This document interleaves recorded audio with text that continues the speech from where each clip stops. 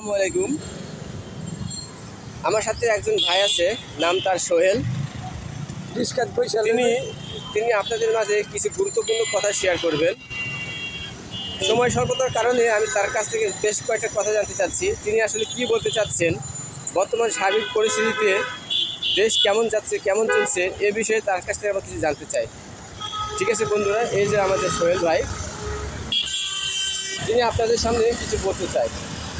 আচ্ছা সোহেল ভাই, আপনি কি বলতে চান বলেন। আমি বলতে চাই, আমি অনেক ছোটোবেলার থেকে বিএনপিরে ভালোবাসি। আচ্ছা, এই রাষ্ট্রপতি জিয়াউর রহমান স্যার, ক্যামেরা দিয়ে তাকে বলেন। রাষ্ট্রপতি জিয়াউর রহমান স্যারের অনেক ভালোবাসি।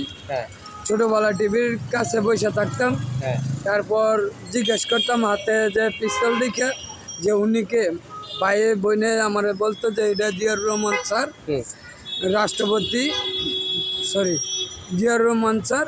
উনি দেশের জন্য সেনাবাহিনীর প্রধান ছিল, সে দেশে অনেক কাজ করছে। এখন কি আপনি ছোটবেলা থেকে এখন বর্তমানে কি বিএনপির জন্য আপনি কিছু বলতে চান? হ্যাঁ, এটাই বলতে চাই। ইয়ার পরে আপনার উনিরে চিনাইলো আমার বোন ভাই, তারপর দেখাইলো তার পরিবাররা, তার সহধর্মীরে যে প্রধানমন্ত্রী।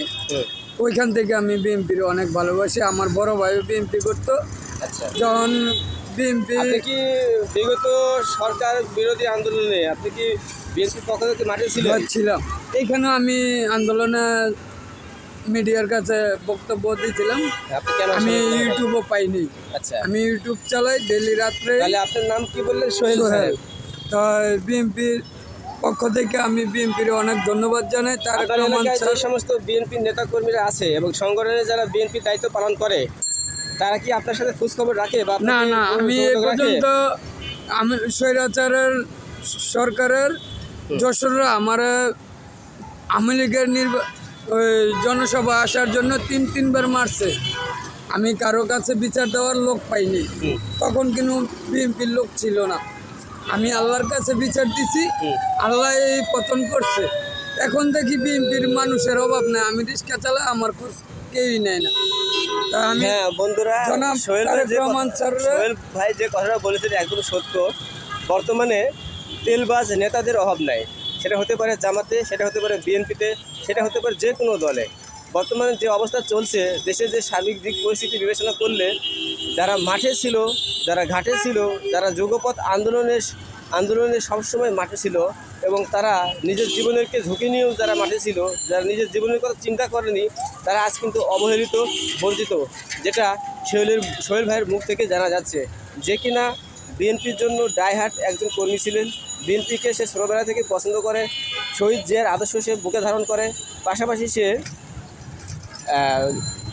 খালেদা জিয়াকে সে মনে প্রাণে খুব ভালোবাসে। বর্তমান যুগের ইয়াংস্টার হচ্ছে তারেক রহমান। সে তারেক রহমানের একজন অন্ধভক্ত, কিন্তু তার দুঃখের কথাগুলো শুনুন সে কি বলতে। তারেক রহমান স্যারের কাছে আমার এতটুকু আবেদন, সে যেন যশোর করে সাইট না দিয়ে তার ভালোবাসার লোক গিলেন্ডে যেন জায়গা দেয়। আর আমার এতটুকুই দুঃখ, যে মায়ের আমি খাইছি তিনবার। এই আপনি কি বিএনপি সরকার যখন ক্ষমতায় ছিল না, আপনি কি মামলা বা হামলা শিকার হয়েছে? না, আমার রিক্সা চালা আমার মামলা দেয় নাই, মিথ্যা কথা বলে লাভ নাই। কিন্তু আমার এই আওয়ামী লীগের মিটিং মিছিল আসার জন্য এলাকায় কোন রকম সুযোগ সুবিধা পেয়েছেন কিনা? সরকারের পক্ষ থেকে পাইনি। তবে এটা আমি তারেক রহমান স্যারের কাছে আরো কিছু কথা আছে মূল্যবান। তারেক রহমান স্যারের আমি ভালোবাসি অন্তরের টানে। উনির কথা শুনে ইউটিউবে দেখে উনির আরো ভালো লাগে। তারপর মহাসচিব, বিএনপির মহাসচিবকেও আমি অনেক ভালোবাসি। আচ্ছা, ঠিক আছে। উনির অবদানও আমার পরবর্তী যে নির্বাচনটা হবে, ইন্টারিম গভর্নমেন্টের যে নির্বাচনটা দিয়েছে, এখানে কি আপনি বিএনপির জন্য গুরুত্বপূর্ণ ভূমিকা পালন করবেন? হ্যাঁ, ইনশাআল্লাহ। যতটুকু আমার সাধ্য আছে, আমি টাকা চাই না, পয়সা চাই না, আমি একটু ভালোবাসা চাই। আচ্ছা, ঠিক আছে সোহেল ভাই, ধন্যবাদ। আর কিছু কথা আছে। আচ্ছা, শেষ হয়ে গেছে মানে এখানে।